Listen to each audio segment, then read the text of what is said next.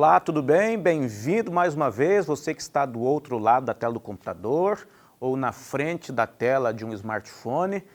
Muito bem-vindo, a gente está estudando Daniel capítulo 4 essa semana. A gente já viu algumas coisas importantes desde sábado. A gente descobriu primeiro que o pecado original no céu foi o orgulho. Satanás, movido pelo orgulho, caiu. E nós, ao estudarmos a biografia de Nabucodonosor, percebemos que o orgulho também foi o seu grande problema. Deus tem buscado Nabucodonosor ao longo de todo o texto de Daniel até aqui. Deus se manifesta em Daniel capítulo 2, Deus se manifesta em Daniel capítulo 3 e Deus se manifesta de novo agora em Daniel capítulo 4, buscando ganhar o coração do rei Nabucodonosor. Da primeira vez foi o sonho da estátua, da segunda vez aquela cena da grande fornalha e a estátua de ouro do rei, e agora o sonho com a grande árvore que Daniel diz que é o governo do próprio Nabucodonosor, que corria o risco de cair, caso ele não se voltasse dos seus maus caminhos. Motivo? Orgulho, que fez com que ele se esquecesse de Deus e não cuidasse das pessoas que mais precisavam. Afinal de contas, para construir o seu grande império, Nabucodonosor utilizou muita mão de obra escrava e agora ele está com a cidade pronta, usufruindo de tudo aquilo que havia construído para si mesmo, e ele mesmo diz que é isso mesmo, e agora a gente entra no conteúdo do estudo de hoje. Primeira premissa que nós temos que entender: o juízo profetizado por Daniel sobre Nabucodonosor era um juízo condicional. Assim como Deus se apresenta diante de nós e nos apresenta, obviamente, Ele se apresenta diante de nós e nos faz alertas condicionais. Se nós nos voltamos dos nossos maus caminhos, Ele nos abençoa. Se nós não nos voltamos dos nossos maus caminhos, Ele nos disciplina. Nunca para nos destruir, sempre para nos restaurar. Nabucodonosor, infelizmente, caiu no surto do seu orgulho. Ele teve a sua visão 12 meses antes e agora, um ano depois, ele olha ao redor para tudo aquilo que ele havia construído e apresenta, aquilo que está definitivamente no seu coração.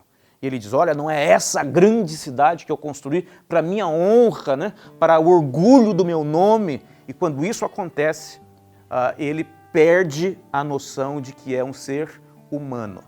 A ciência apresenta esse mal que ele sofreu como licantropia, em que o homem eventualmente imagina-se um lobo, e mais recentemente a medicina chama esse mal de disforia de espécie, em que um indivíduo não se sente daquela espécie, mas de outra, e começa a se comportar como um ser de uma outra espécie. É isso que está acontecendo. Agora imagine a cena: Nabucodonosor no seu palácio, talvez nos jardins suspensos, louvando o seu próprio nome, perde a razão e agora começa a se rastejar pelo palácio rumo aos campos de Babilônia. Você imagina o homem mais poderoso do mundo andando de quatro pelo palácio, saindo, talvez rosnando, os seus assessores não entendem o que está acontecendo e imagine você, ele fica 7 anos nessa condição.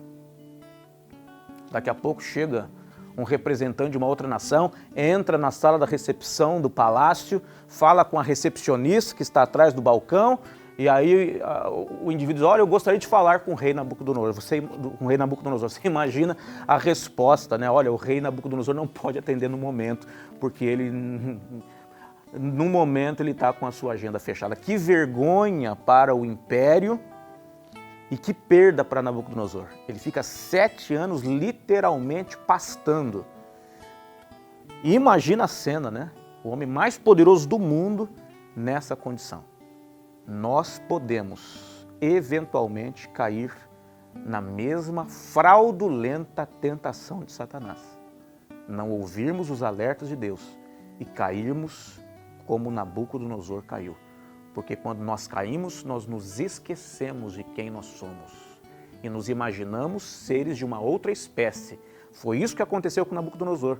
Nós nos imaginamos, às vezes, seres de outra espécie, ou seja, seres mais importantes, mais relevantes e mais poderosos do que eventualmente somos. Quando isso acontece, Deus nos disciplina buscando nos recondicionar, nos restaurar. E que bom que Deus faz isso. Que bom que Ele vai nos buscar, ainda que seja no momento mais humilhante da nossa vida, para que finalmente nós reconheçamos quem é Ele e quem nós somos. Vamos orar, Pai. Obrigado, porque o Senhor é grande, nós somos criaturas pequeninas, mas cuidadas pelo Senhor. Dá que nós possamos reconhecer quem o Senhor é e darmos ao Senhor o crédito sobre a nossa existência e sobre tudo que somos e temos, em nome de Jesus. Amém.